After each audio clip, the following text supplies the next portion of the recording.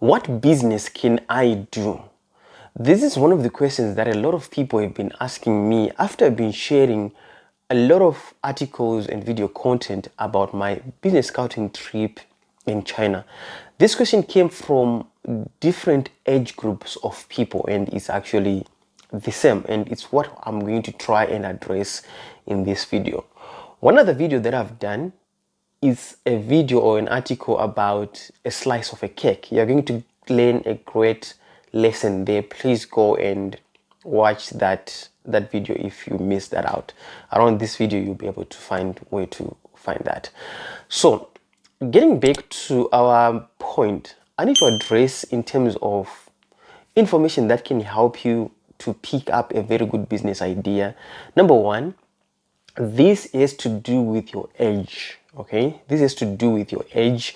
I'm old enough, okay, to be speaking to the elderly people and to the youngsters as well. I wouldn't say I'm a youngster right now, but when I'm speaking to them, I can see that they've got different drive, different goals, different passion, different vision and things like that. And that has to be a lot of contributing factors is the age. So I'm going to address this in reflecting one of the books that I read, which is called The Cash Flow Quadrant, which has got 4 things actually that you can classify yourself as. And in my understanding, you don't have to kick yourself for the stage that you are at, because growth is gradual. Okay, you start from 1, 2, 3, 4 going up, and you go back, going up, going back, going up. Okay, so the cash flow quadrant is like this. There is an employee, and there is self-employed, there is a business owner, there is an investor. Okay, an employee, you're working for someone, you're getting paid.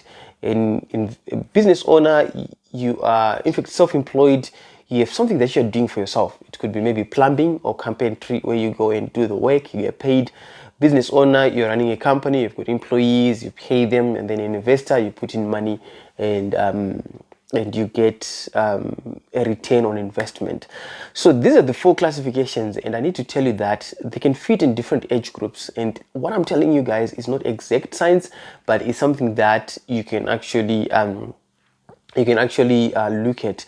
And we all start as employees, okay, and then at some point you grow from there.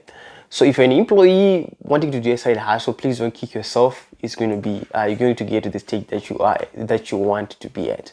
So the business ideas that we have been sharing on our channel, on articles, in article format, and that we're sharing in the future, can fit in all those categories. Okay, so assuming that you are 18 years old up to 25, these are years that you are active at. Probably you're getting a boss to be working under, and you are being employed. Okay, and if you are that person and you're aspiring to be an entrepreneur, you know what is, you're finding this side hustle, find something that is quite affordable, which has got a very little budget, because some of the business ideas that we are sharing, you can even start with $100 or $150, and some of them, they're a little bit on the tech side of things. So those age groups, they understand those things much better. If you are 26 and around up to maybe 40, 26 to about 40 to about 35 or 40, we are looking at you considering to taking up the business option. Probably you're thinking of the business option. What business can I start, and things like that. This is when you look for, maybe you've got work experience, and now you need to expand that into kind of a business. That's when now you can become a business owner. In fact, a self-employed person. You can start off with that. So some of the businesses that we are sharing here, they allow you to be self-employed.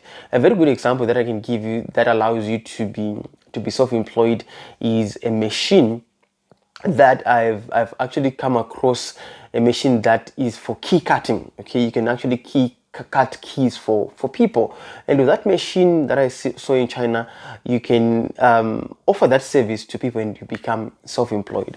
And then we're looking at business owners, people that want to set up a business and anything in between.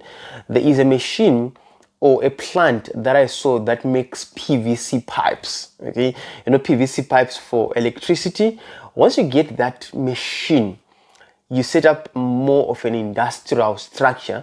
Once you set up a more of industrial structure, then you can employ others that can be working for you, and you may be involved in your in the company day-to-day activities of the company, the growth, the vision, the expansion. Maybe you might be the managing director and or anything in between. So that's the kind of setup that we are looking at.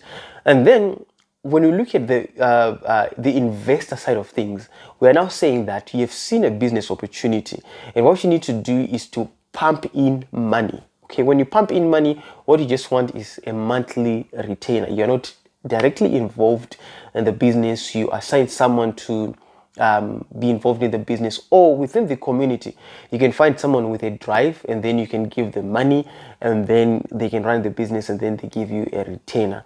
So what I need to emphasize is that mostly the old folks that maybe I would say 50 and going upwards, 50 years and going upwards, those are the people that have they're thinking of a retirement plan or a steady income that does not require a lot of energy, and they might prefer to go for the investor model. But talking of the age groups that I spoke about, it's really does not mean that an 18-year-old cannot become an investor. Okay, it really does not mean that a 45-year-old cannot become a person who is employed. There are some people that are 45 and still employed. What I'm saying is not is not something that is what can I say? What I'm saying is something that my analysis based on the book that I read and based on the age groups. When you're actually at the 50s, probably you've got some savings and you are able to spare some money into business and things like that. So let me just recap what I've just said so that you can get to understand as I wrap up things. I am saying a lot of people in fact ask me this question: what business can I do? So you need to think of these four things. Do you want to become an employee? Do you want to become a business owner? Do you want to become self-employed? Or do you want to become an investor? If you're always asking yourself questions that, okay, what can I buy in a machine that I can use, and then I can start making something, and then I can start selling that, you're thinking as someone who is self-employed. You want to self-employ yourself. But if you're also thinking of saying, what machine can I buy, and find someone who can operate the machine for me, you are now thinking as a business owner. Okay, but if you are thinking of saying, what if I have money and I just need to put money into this business, I need to relax, I just want to see money, you're now thinking as an investor. So is it a problem to start thinking as an investor, or is it a fault to start thinking as an employee or as a business owner, or as a self-employed and not as an investor or anything opposite? Okay, it's okay. If you're thinking of becoming self-employed, like I said, growth is gradual. If you're thinking of becoming an investor, probably you've had this experience and you now want to retire and anything in between. That's all I wanted to share, guys.